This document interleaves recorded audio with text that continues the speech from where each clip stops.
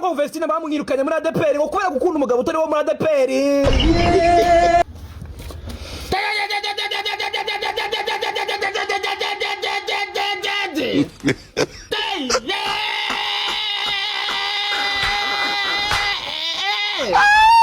Ngoni gute Vestine wakuriye muri ADPR akanywera muri ADPR akabarizwa muri ADPR akabatirizwa muri ADPR bakamuteretera muri ADPR ndetse afite n'ikizere yuko umuswagege wa mbere azahurira muri ADPR.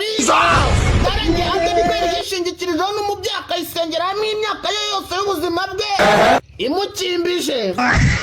Ariko nawe kugira ngo yakibabaze yarangiza agashaka umuntu uzi gusuka intwari nziza no kunyereza imisatsi downtown. What Igisuko kimanutse nk'icyasha Dibu yarangiza akavuga ati fuck ADPR. Nisangiye Uwederawogo mwene wabo kwa Idrissa Sandawogo iwagadugu. Ati byagenze gutere. Ubu n'umunyarwanda yaciye umugani ngo buriya ngo idini rya mbere ry'umugore n'umugabo we. Ngo nyuma y'amateka yaranze Jacques na Rose y'ukuntu bakundanye umwe akemera kwitangira undi. Ngo na Vestine yemeye guhara ADPR yagiye mushyira mu mwuka ikanamuhanurira ko azaba umuntu ukomeye yarangije yikurikirira umugabo. Uburyohe bwa Yesu muri ADPR n'uburyohe bwo mu mugabo ngo burenze n'ubw'umugabo. Hari n'umuturage wiyandikiye muri comment ngo mureke umwana wacu Vestine yisangira umugabo yaramaze gukura. Ngo kuko ubundi muri ADPR ngo harimo Yesu ngo turirimbira indirimbo z'amazamuka n'ibintu byo kwiyiriza. Ariko ntabwo habamo ibintu by'ibinyoni n'umuswagege n'ibintu bya kwatini kwa ndani kwa muswagege. Umuntu wanyaho ufite umutima utekereza ufite n'umubiri ukora neza. Ngo abasabwa ibinyoni bundi nk'inshuro 35 ku munsi.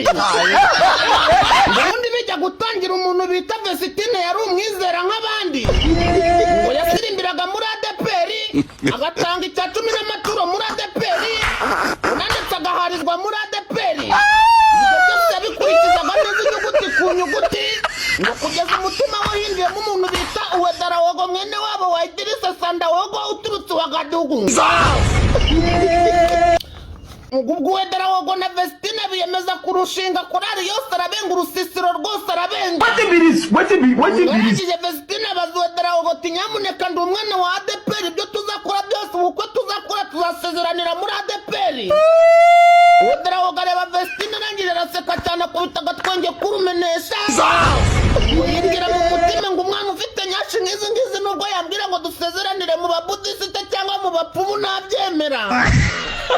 Idrissa amaze kumvikana na Vestine ahita yigira muri procedure zo kujya kumuranga mu idini.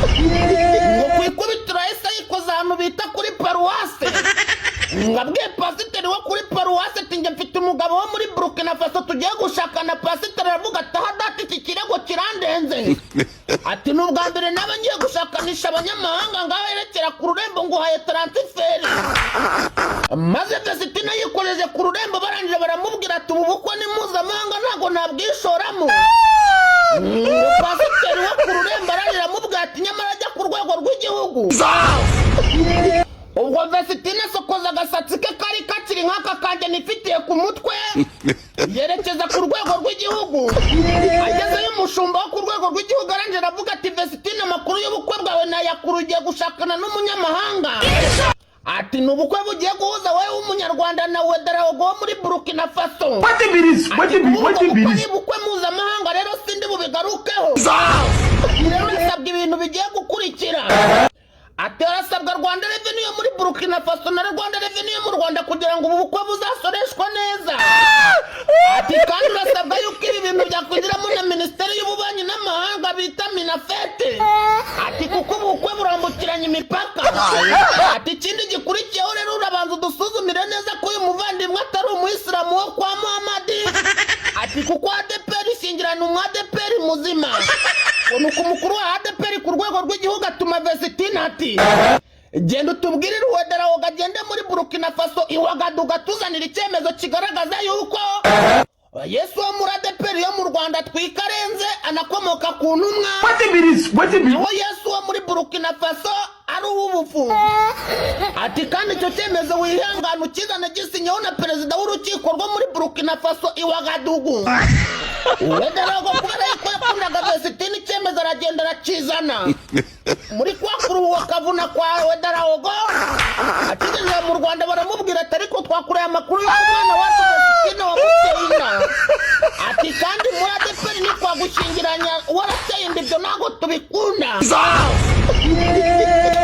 ngo Vesitini acyumva ibyo bintu arangije avuga ati dore ibyo byose ndi kubona ADEPR yandeze umubyeyi wanjye irimo arananiza ati ni gute bavuga yuko nwite kandi njyewe umuntu bita Idrissa Darawogo yari yibereye muri Burkina Faso njyewe nibereye hano i Nyarugenge ubwo sinda yinyoherereje mu burozi bw'umuhuherano bahuza ati rero niba ari ibyo ngibyo nimushake murebe ukuntu munjyana kwa muganga mumpime murebe yuko yaba yarayineye koko abayobozi ba ADEPR baravuga ati Imana yabitubwiye rero ntabwo yatubeshye kandi nitwajya gupima twaba turimo turayihakanya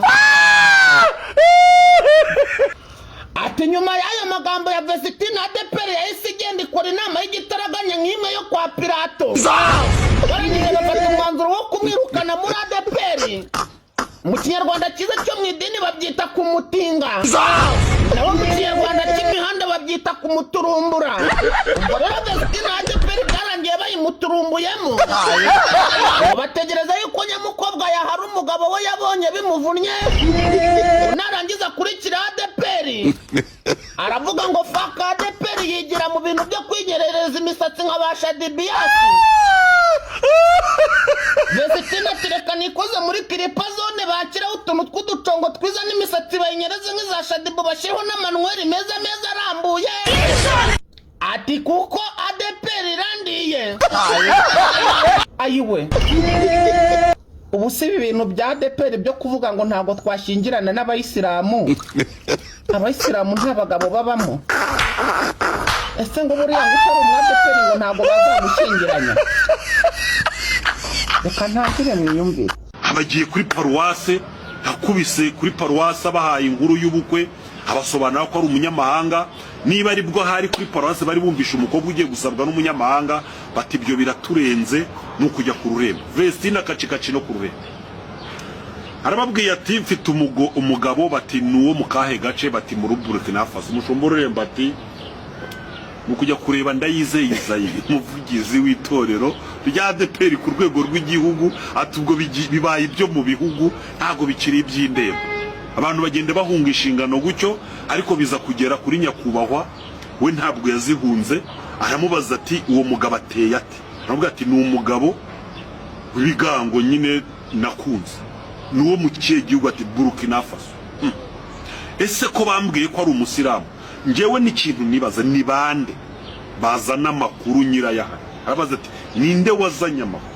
ahangaha nge nkuzaniye amakuru umugabo wanjye n'umukirisitu undi aramubwira ati rero niba ari umukirisitu abakirisitu bagira ibintu bibaranga genda uzane ibyangombwa Idrissa yikubise wagadu hazanye icyemezo cy'amavuko urumva cyo yari yanakizanye hariya mu Rwanda kugira ngo bamusezeranye kandi bujye ufite pasiporo bujya pasiporo nongere mbibabwire dosiye iguhesha visa ibirimo ibyangombwa byose abayikubise wagadugu abaragiye mu icaci giwabo babamukubise icyemezo cyo ko ari umukristo kubw'ubuhamya haleluya sibyo kubw'ubuhamya niba byari byanditse mu cyongereza cyangwa mu gifaransa ariko Burkina Faso bakoresha igifaransa bakoresha igifaransa nigo rurimi rwabo ruri internationali ruri rusange bakoresha noneho rero baba bamukubise ikibari icyangombwa cy'ubuhamya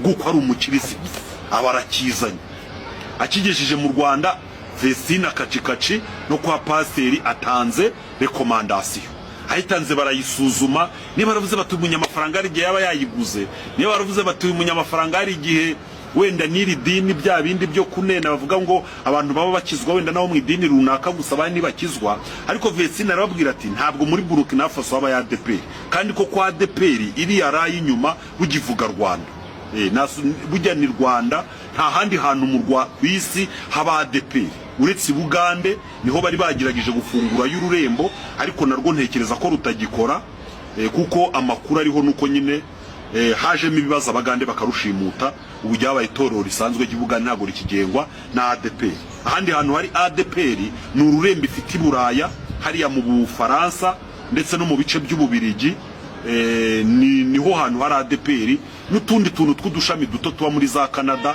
tw'abakristo bava mu Rwanda bagira bagakora organisation, ariko iyo organisation bita ADPR ibikorera kuri social media keshi na keshi ntabwo bafite umuvugizi cyangwa mu buryo runaka bwo gutanga ibyangombwa. Nuko